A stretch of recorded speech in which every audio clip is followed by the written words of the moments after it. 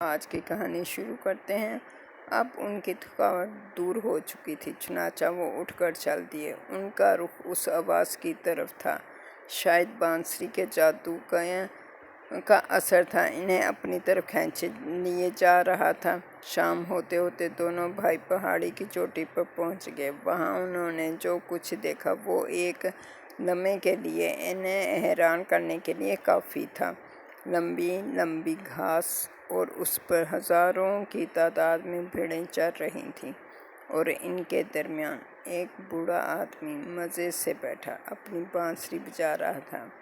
اس بانسری سے وہی سریلی تان نکل رہی تھی جس کی کشش انہیں یہاں تک کھینچ لائی تھی۔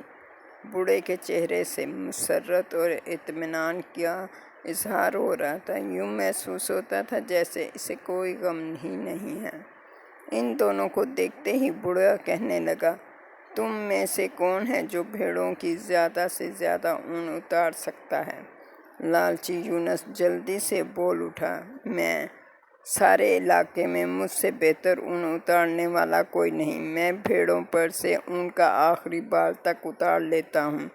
ٹھیک ہے، بوڑھا بولا، واقعی تم ہی وہ شخص ہو جس کی مجھے بے حد ضرورت ہے۔ چاند نکلتے ہی میں اپنی بھیڑوں کو بلاؤں گا اور تم ان کی اون اتارنا۔ یہ کہہ کر بوڑھا اٹھا اور تھوڑی دیر میں ان کے لیے کھانے پینے کی چیزیں لے آیا۔ دونوں بھائیوں نے خوب پیٹ بھر کر کھانا کھایا اور پھر چاند نکلنے کا انتظار کرنے لگے۔ چاند نکلتے ہی بوڑھے نے اپنی بانسری اٹھائی اور ایک عجیب سی تان چھیڑ دی۔ تھوڑی دیر میں انہیں بہت شور سنائی دیا، جیسے بے شمار جانور چیختے چلاتے ادھر دوڑے چلے آ رہے ہیں۔ ابھی وہ اسے سمجھ بھی نہ سکے تھے کہ انہوں نے دیکھا سامنے بلندی پر بہت سے بھیڑیوں کا ایک غول آن کھڑا ہوا ہے۔ ان کے جسموں پر بے تحاشا بال اگے ہوئے ہیں اور وہ اون دار بھیڑیں معلوم ہوتے تھے۔ وہ دونوں بھائی خوف سے کانپنے لگے۔ ہاں تو شروع ہو جاؤ، بوڑھے کی آواز گونجی، یہ میری بھیڑیں ہیں، ان کی اون اتار دو۔ مہربان گڈریے، یونس نے ڈرتے ہوئے کہا، میں ان بھیڑیوں کی اون نہیں اتار سکتا، تمہیں اتارنا پڑے گی۔ بوڑھے نے بات پر زور دیتے ہوئے کہا، اور دوسری صورت میں تم واپس چلے جاؤ اور یہ بھیڑیے بھی تمہارے پیچھے پیچھے جائیں گے۔ نہیں، یونس چلایا، ایسا ظلم نہ کرو، اور تو پھر ان کی اون اتار دو۔ بوڑھے نے کہا، تم میں سے جو بھی ساری رات میں ان کی اون اتار سکے گا، اسے سارا غلہ مل جائے گا۔ ڈر کے مارے یونس بری طرح کانپنے اور رونے لگا۔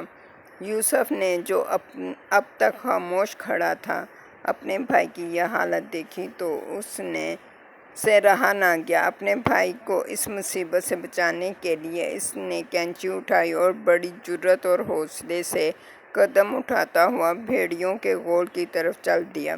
حیرت کی بات ہے، جوں ہی یوسف پہلے بھیڑیے کے قریب پہنچا، وہ بڑے آرام سے زمین پر لیٹ گیا اور یوسف نے اس کے بال اتار دیے۔ ایک ایک کر کے اس نے سارے بھیڑیوں کے بال اتار دیے اور واپس بوڑھے کے پاس آ گیا۔ شاباش، بوڑھے نے اسے تھپکی دیتے ہوئے کہا، تم نے ان کی اون اتار دی، اب اس اون اور غلے پر تمہارا حق ہے، تم انہیں لے جا سکتے ہو۔ یوسف حیران تھا کہ یہ کیسا انعام ہے۔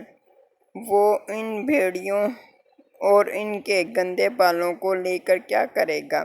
اور پھر یہ جنگلی جانور ہی تو ہیں۔ اور ہاں، بوڑھے کی آواز پھر گونجی، تمہارا یہ لالچی مگر بزدل بھائی بھی تمہارے ساتھ جا سکتا ہے، مگر اس ایک شرط پر کہ یہ ہمیشہ تمہارا نوکر بن کر رہے گا اور کبھی بھی بھیڑوں پر سے زیادہ اون اتارنے کا لالچ نہیں کرے گا۔ یہ کہہ کر بوڑھے گڈریے نے اپنی بانسری پھر اٹھائی اور ایک اور ہی لے چھیڑ دی۔ دونوں بھائی یہ دیکھ کر حیران رہ گئے کہ بھیڑیے اب اپنی صورت تبدیل کرنے لگے تھے۔ تھوڑی دیر میں ان کی جگہ ہزاروں کی تعداد میں بھیڑیں نظر آ رہی تھیں۔ دوسری طرف بھیڑیوں کے بال بھی چمکدار، سنہرے، لمبے اور ملائم اون میں تبدیل ہو گئے۔ बूढ़े के कहने पर उन्होंने वो ऊन उठाई और भेड़ों को हाँकते हुए अपने घर की तरफ चल दिए। दोनों इस तरह फिर से दोबारा दौलतमंद हो जाने पर खुश थे। यूनुस ने लालच छोड़ दिया था और यूसुफ ने अपनी दौलत में बराबर का हिस्सा अपने भाई को दे दिया। यूनुस भेड़ों की रखवाली करता और यूसुफ इनकी ऊन उतारा करता। इस तरह ना तो कोई भेड़ कम हुई और ना कभी इनकी ऊन खराब हुई।